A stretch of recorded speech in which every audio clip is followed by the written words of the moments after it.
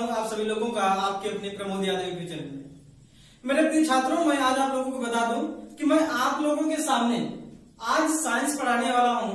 उस साइंस में जो होगा फिजिक्स, अर्थात हम कह सकते हैं भौतिक विज्ञान।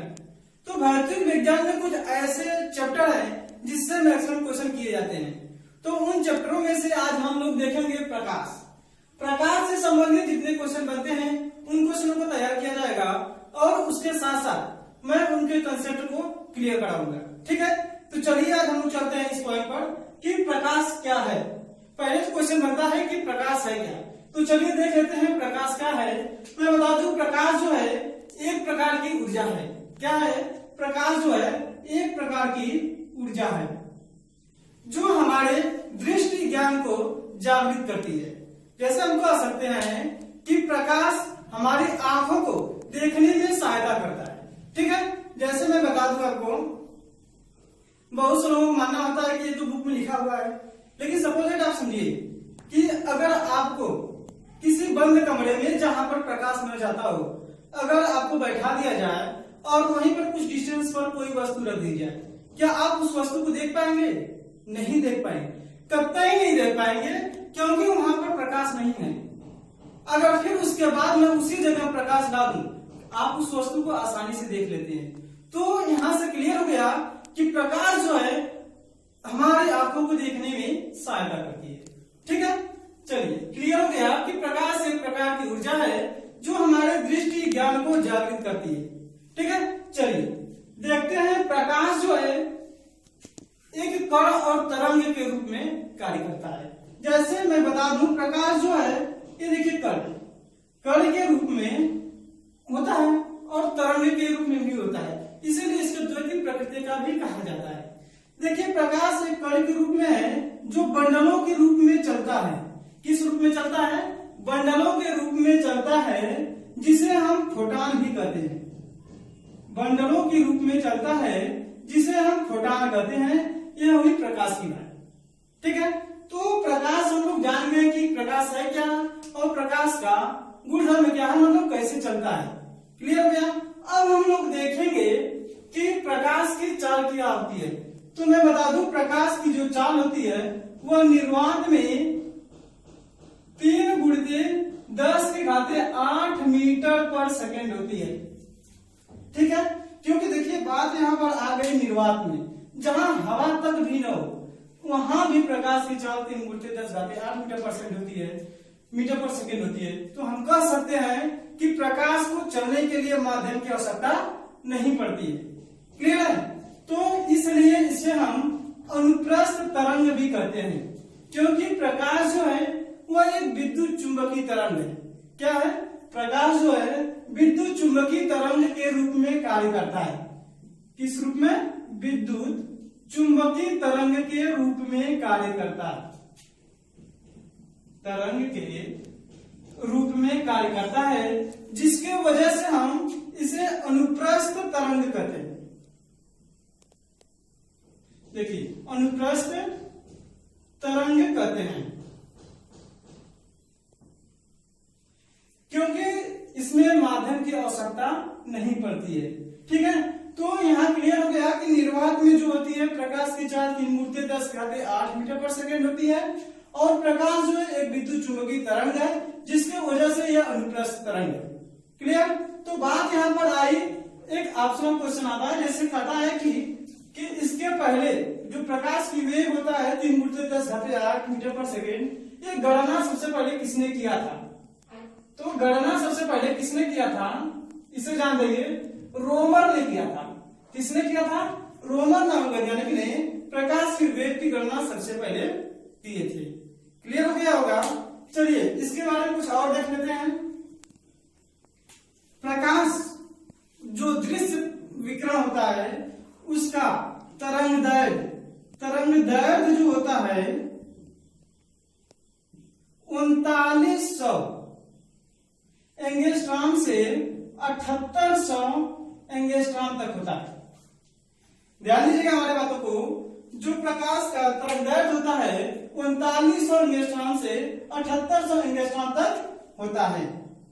अगर इससे कम रहेगा तब भी हम उसे नहीं देख पाएंगे, और ज्यादा रहेगा तब भी नहीं देख पाएंगे। ठीक है, ये सारी बातें जो है प्रकाश के बारे में है। ठीक है, तो अब हम देखते हैं कुछ ऐसी बातों को, जैसे दीप्त वस्तुएं, जिसे प्रदीप्त और अदीप्त वस्तुएं। तो प्रदीप्त वस्तुएं क्या होती हैं और अदीप्त वस्तुएं क्या होती है, इसके बारे में थोड़ा सा देख लेते हैं। मैं बता दूं, प्रदीप्त वस्तुएं वे वस्तुएं होती हैं, कौन सी वस्तुएं? प्रदीप्त वस्तुएं। प्रदीप्त वस्तुएं, प्रदीप्त वस्तुएं वे वस्तुएं होती हैं जो स्वयं प्रकाश उत्पन्न करती हैं। प्रदीप्त वस्तुएं वे वस्तुएं होती हैं जो स्वयं प्रकाश उत्पन्न करती हैं। जैसे हम कह सकते हैं सूर्य, सूर्य हुआ, लालटेन हुआ, विद्युत बल्ब हुआ,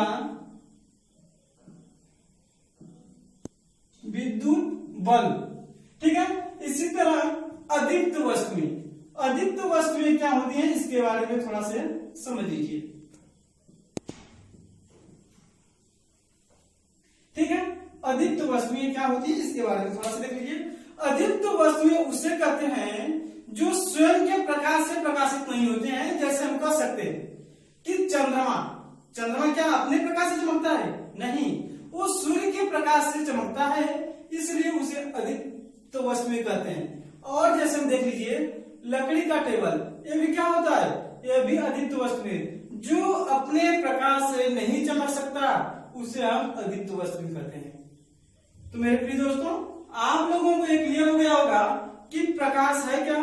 ठीक है, प्रकाश एक प्रकार की ऊर्जा है, क्लियर हुआ। इसका तरंगदैर्घ्य कितना होता है अदीप्त वस्तु और प्रदीप्त वस्तु, इतना क्लियर हो गया। ठीक है, मैंने अभी बताया कि प्रकाश की चाल जो निर्वात में होती है वो 3×10⁸ मीटर पर सेकेंड होती है। ठीक है, जब इतना होता है तो अलग अलग माध्यमों में अगर देखा जाए तो प्रकाश की चाल क्या होती है, इसे थोड़ा सा देख लीजिए।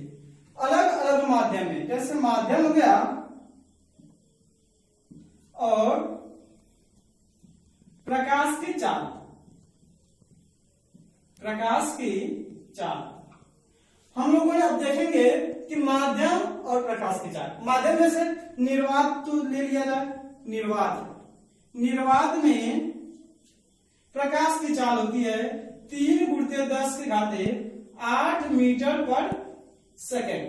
ठीक है, इसी तरह पानी ले लिया जाए, अर्थात जल, जल में जो होता है इसका होता है 2.25 × 10⁸ मीटर पर सेकेंड। इसके बाद हम ले लेते हैं कांच को। कांच में जो होता है उसका होता है 2×10⁸ मीटर पर सेकेंड। इसके बाद हम लेते हैं तारपीन का तेल। ऐसे माध्यम है जो क्वेश्चन किए जाते हैं जिससे तारपीन का तेल, तारपीन के तेल में होता है 2.04 × 10⁸ मीटर पर सेकेंड। और एक है नायलॉन, नायलॉन में जो होता है वो होता है 1.96 × 10⁸ मीटर पर सेकेंड। ठीक है, फिर से देखिएगा कि माध्यम में, अलग अलग माध्यम में प्रकाश की चाल अलग अलग होती है। निर्वात में 3 × 10⁸ मीटर पर सेकेंड, पानी में 2.25 × 10⁸ मीटर पर सेकेंड, और कांच में 2 × 10⁸ मीटर पर सेकेंड, और तारपीन का तेल में 2.04 × 10⁸ मीटर पर सेकेंड, और नायलॉन जो होता है उसमें प्रकाश की चाल 1.96 × 10⁸ मीटर पर सेकेंड। तो देखिए जैसे जैसे माध्यम बदलता गया वैसे वैसे प्रकाश की चाल बदलती गई। क्यों ऐसा हुआ? जैसे जानते हैं कि निर्वात में जहां हवा तक भी नहीं है वहां पर घनत्व कम है।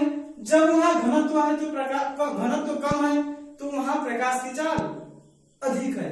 जैसे जैसे घनत्व बढ़ता गया वैसे वैसे प्रकाश की चाल घटती गई। तो यहां से आपको क्लियर हो गया होगा कि जब घनत्व बढ़ेगा तब प्रकाश की चाल घटेगी। क्लियर हो गया होगा। तो आज आप लोग दीप्त वस्तुएं अर्थात कह सकते हैं अदीप्त वस्तुएं, प्रदीप्त वस्तुएं और प्रकाश क्या है, उसके बाद इसके कुछ गुण ऐसे हैं उसके बारे में आप लोगों ने सीखा है। अब हम लोग उसमें जैसे प्रकाश से कुछ ऐसी घटनाएं घटती हैं, जैसे प्रकाश का परावर्तन, प्रकाश का अपवर्तन, प्रकाश का प्रतिकिरण, ऐसे बहुत सी घटनाएं हैं जिससे प्रकाश से संबंधित क्वेश्चन किए जाते हैं। तो हम लोग नेक्स्ट वीडियो में